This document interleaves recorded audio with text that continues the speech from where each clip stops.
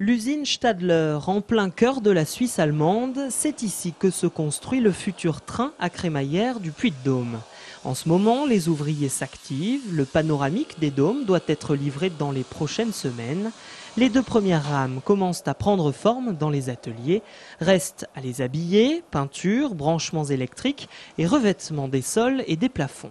C'est vraiment un très bon exemple comme projet sur mesure parce que tout le design est fait de nouveau.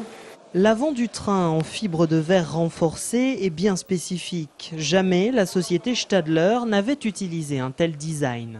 On a fait la peinture nous-mêmes et après on colle les fenêtres bombées et maintenant un employé de nous fait le prémontage des connexions électriques du pupitre.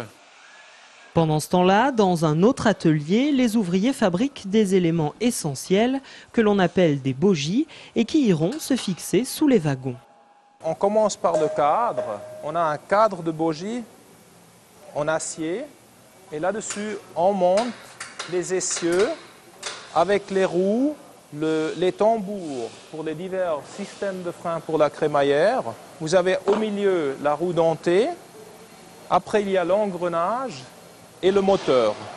L'entreprise Stadler est en plein essor, même si elle est encore loin de rivaliser avec Alstom ou Bombardier.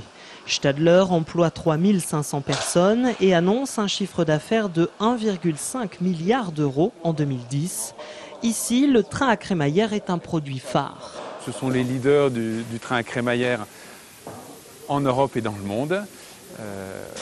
On constate aussi leur grand professionnalisme et leur grande capacité à s'adapter au cas par cas aux besoins des différents clients. La première rame du panoramique des dômes devrait être livrée en septembre. Elle sera exposée lors de la foire internationale de Clermont-Cournon. Les autres rames devraient arriver durant le dernier trimestre 2011.